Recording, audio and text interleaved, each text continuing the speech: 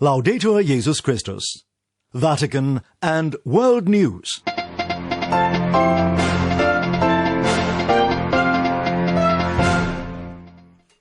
In the headlines this Monday, the 23rd of November, Pope Francis in a new book reflects on the experience of the COVID-19 pandemic and how the world can dream and build a better future. German Chancellor Angela Merkel asks for a fairer distribution of possible coronavirus vaccines among poorer nations. And the Archbishop of Dar es Salaam encourages delegates from Caritas Tanzania to be inspired by the Church's mission of love and service to the poor. In the Vatican, I'm Lydia O'Kane. Pope Francis is set to release a new book with British author and journalist Austen Ivory entitled Let Us Dream, The Path to a Better Future. In the volume that hits booksellers' shelves on December the 1st, the Pope reflects on the experience of the COVID-19 pandemic and how the world can dream and build a better future. The Italian newspaper La Repubblica released an excerpt on Monday in which Pope Francis describes 3 so-called COVID moments of solitude from his own life and what they taught him. Devon Watkins reports. I've experienced 3 COVID situations in my own life, my illness, Germany, and Cordoba. Pope Francis explores his personal moments of solitude in an excerpt released on Monday from his new book with Austen Ivory entitled Let Us Dream, The Path to a Better Future. He says his first COVID-like moment came at the age of 21 when he fell deathly ill with a lung infection. He says the experience changed how he saw life and gave him a good idea of how people with COVID-19 feel as they struggle to breathe on ventilators. Pope Francis says 2 nurses helped him greatly during this stay in hospital. One saved his life because she upped his dosage of medication without the doctor's knowledge. Another performed a similar gesture of mercy with painkillers when he was in intense pain. From that near-death experience, says the Pope, he learned the importance of avoiding cheap consolations. Turning to his time in Germany in 1986, Pope Francis says he felt thrown off balance in a kind of solitude of non-belonging. He spent much time watching planes land from a vantage point at a cemetery in Frankfurt, pining for his homeland. Pope Francis goes on to describe his third COVID experience of solitude, which came between 1990 and 1992 during his time in Cordoba. He says this uprooting was a healing that came in the form of a radical makeover, especially focused on his way of exercising leadership. The Pope hardly left the house for nearly 2 years, calling it a sort of self-imposed lockdown which did him good. He wrote and prayed a lot and developed ideas. Cordoba, says the Pope, was truly a purification. It gave him greater tolerance, the ability to forgive, understanding, more empathy for the powerless, and especially patience. This final lesson, patience, taught him that change is organic and must take place within certain limits. The Pope adds that he learned the importance of seeing the big in little things and paying attention to the little in big things. Pope Francis says these 3 personal COVIDs taught him that greater suffering has the power to change you for the better if you allow it to. I'm Devon Watkins. After Pope Francis urged solidarity, German Chancellor Angela Merkel has asked for a fairer distribution of possible coronavirus vaccines among poorer nations. As Stephen Moss reports, her appeal came while several countries in Europe and beyond hope to start with vaccinations ahead of Christmas. German Chancellor Angela Merkel fears a global race between richer and poorer nations to exit COVID-19 vaccines. She urged government leaders at an online meeting of the world's 20 biggest economies, known as the G20, to ensure a fair distribution of coronavirus vaccines among impoverished countries.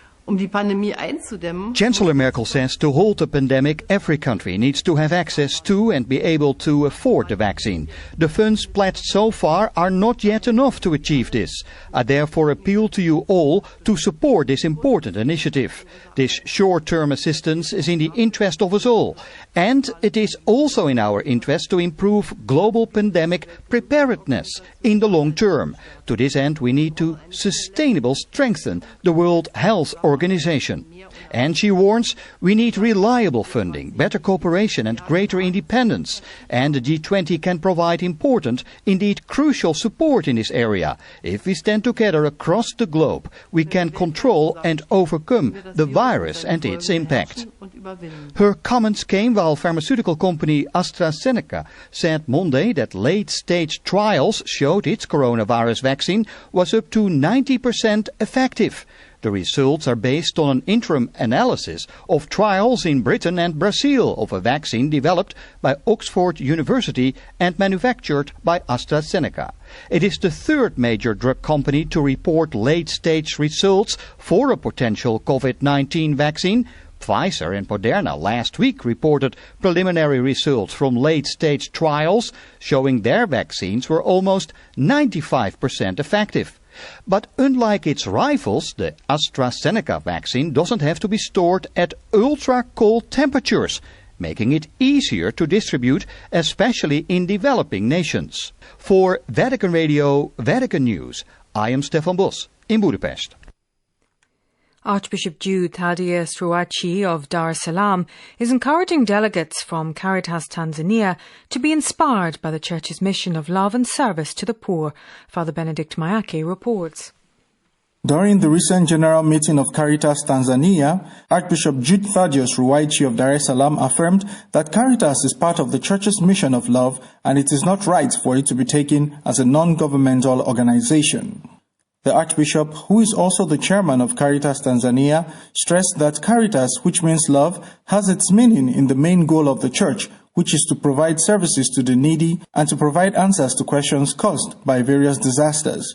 Explaining further, Archbishop Ruwa'ichi noted that transforming Caritas into a non-governmental organization is to enter into an unsatisfactory world which contradicts the vision and goals of the Church. He pointed out that some people look at Caritas as a disaster management tool for writing projects to raise donor money to help the poor.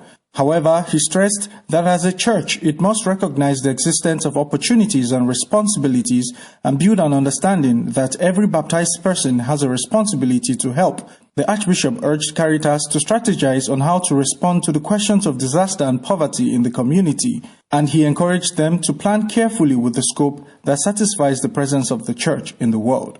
Speaking further on Caritas' responsibility to put in place sustainable strategies to help the poor, Deputy Secretary General of the Tanzanian Episcopal Conference, Father Daniel Dole, urged Caritas to not be a part of the NGO culture, which is to be happy about the poverty of other people. Rather, it should provide sustainable assistance that will free the poor from poverty.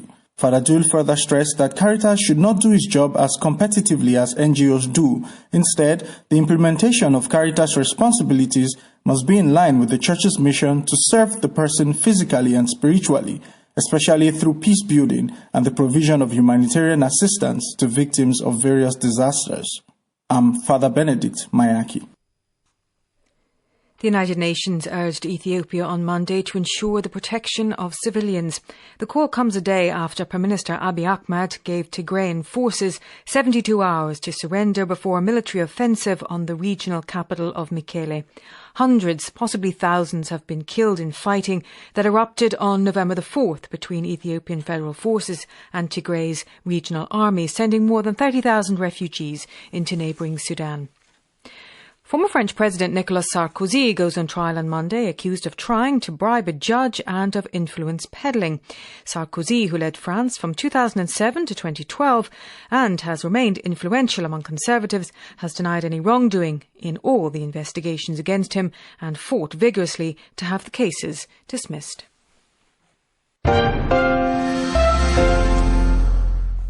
Archbishop Paul Richard Gallagher, the Vatican Secretary for Relations with the States, spoke on Monday of the test that COVID-19 has been to the whole of humanity. The Archbishop made the comments at a colloquium on science diplomacy at the Lyncæan Academy in Rome on the theme Fraternity, Integral Ecology and COVID-19, the contribution of diplomacy and science. As Francesca Merlo reports, he discussed the importance of not neglecting the poor and most vulnerable during the coronavirus crisis. He also urged everyone to follow in Pope Francis' footsteps and come out of this crisis stronger with the help of technology, which is so rapidly advancing. Describing it as an epochal crisis, Archbishop Paul Richard Gallagher said the coronavirus pandemic has exposed the radical vulnerability of everyone and everything, raising numerous doubts and concerns and causing our securities to collapse. Suddenly, he said, we find ourselves weak and full of fear. We live in an era full of contradictions, continued Archbishop Gallagher. If on the one hand we are witnessing unprecedented progress in various scientific fields, on the other hand the world is facing multiple humanitarian crises in different areas of the planet, each of which are strongly interrelated. He then went on to mention 4 crises that the coronavirus has brought to life. The first was a health crisis and the repercussions that it will have on all aspects of life. A food crisis, he continued, is already underway, and the pandemic will further exacerbate this crisis by compromising production, distribution and access to food, both in the long and short terms, especially for the most vulnerable. This last point, he continued, recalls us back to the environmental crisis. Climate change represents a multitude of threats with the potential to push apart the world's population into extreme poverty in the coming years, nullifying the significant progress made in terms of development. Archbishop Gallagher noted that the COVID-19 pandemic can in fact represent a real moment of conversion and give rise to the possibility of starting over, a second chance, he said. This requires a clear vision of what kind of society and economy we want to build, said Archbishop Gallagher. Education, he continued, is essential in order to adopt an integral point of view that favours an intimate knowledge of nature and its processes.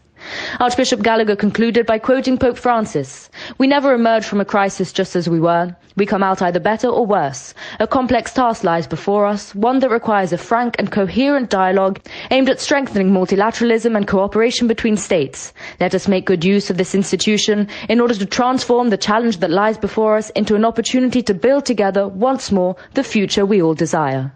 I'm Francesca Merlo. And finally, Pope Francis has sent a video message to nurses and doctors in Argentina. In it, he expresses his gratitude to them for their selfless service to the sick during the COVID-19 pandemic. Robin Gomes has more.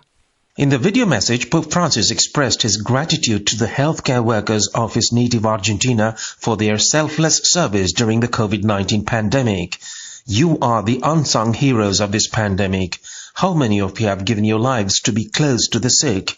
Thanks for the closeness, thanks for the tenderness, thanks for the professionalism with which you take care of the sick, the Pope said in Spanish.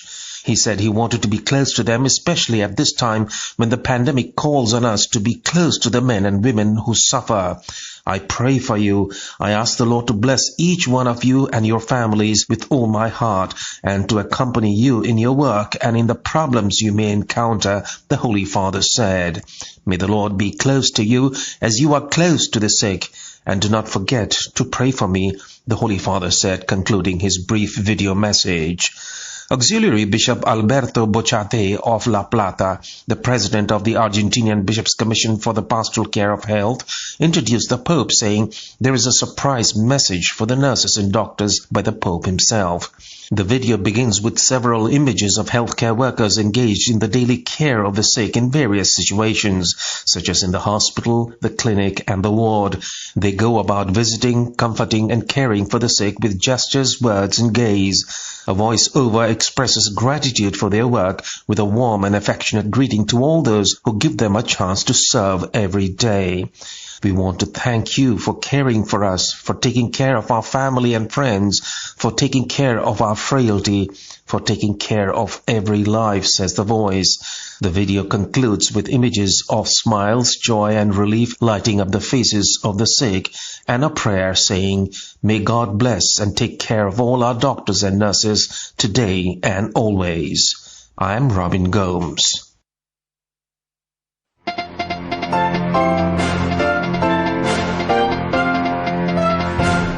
That brings us to the end of this edition of Vatican and World News. For more on these and other stories, be sure to check out our web portal at www.vaticannews.va. Many thanks goes to Vincenzo Proto in the studio in the Vatican. Thank you for joining us.